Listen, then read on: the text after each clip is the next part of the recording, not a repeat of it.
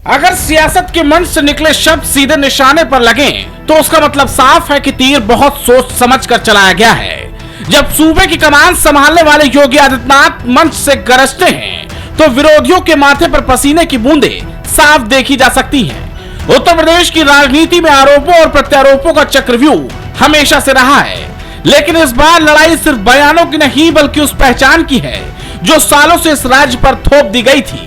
एक बार फिर से गाजीपुर के मन से योगी आदित्यनाथ ने अपने पूरे मन से विपक्ष को निशाने पर ले लिया।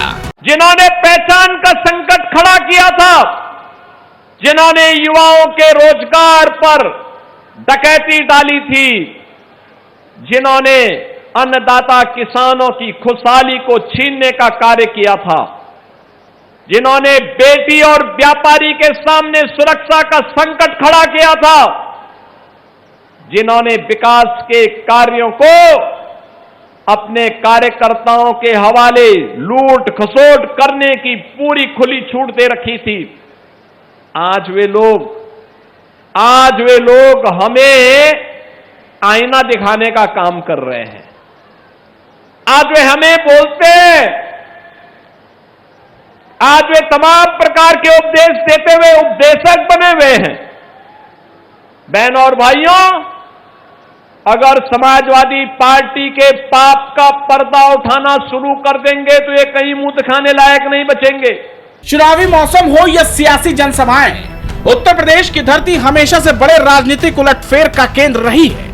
एक तरफ इतिहास के काले पन्नों को याद दिलाकर जनता को आगाह करने की कोशिश है। बीजेपी के लिए योगी आदित्यनाथ उस काम को आसान कर रहे हैं जो सत्ता के हर द्वार को खोलेगी। योगी का मैसेज साफ है, हर बार की तरह इस बार भी वो कोर हिंदुत्व के पिच पर बयानों के बाण से 27 की लड़ाई में विपक्ष से बड़ी लकीर खींचते दिखाई दे रहे हैं। योगी आदित्यनाथ ने सलार मसूद का जिक्र कर सपा कांग्रेस को तो घेरा ही, साथ ही महाराजा सुहेलदेव का नाम बुलंद कर अपनी चुनावी रणनीति को और धार दे दी।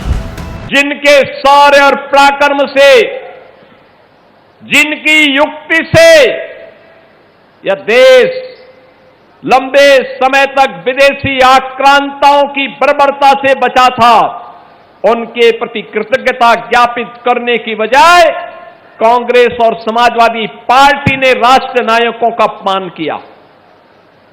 ये लोग आक्रांता गाजी, सालार मसूद गाजी का मेला लगवाते थे।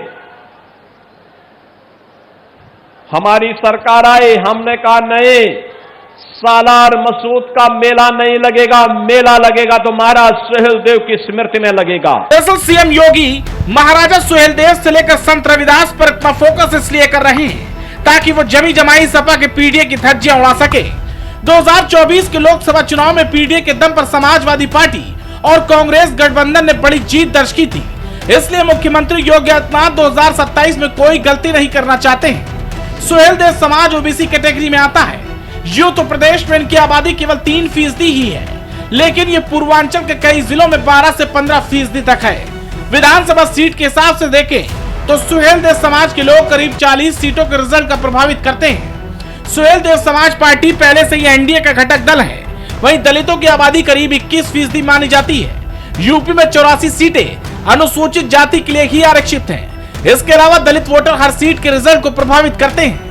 ऐसे में माना जाता है कि सीएम योगी आदित्यनाथ 2027 में महाराजा सुहेलदेव और संत रविदास महाराज जैसे महापुरुषों के नाम पर अखिलेश यादव के पीडीए को पूरी तरह तहस नहस करना चाह रहे हैं। कुल मिलाकर संदेश साफ है, चुनाव से पहले बीजेपी कोई भी कोर कसर नहीं छोड़ना चाहती।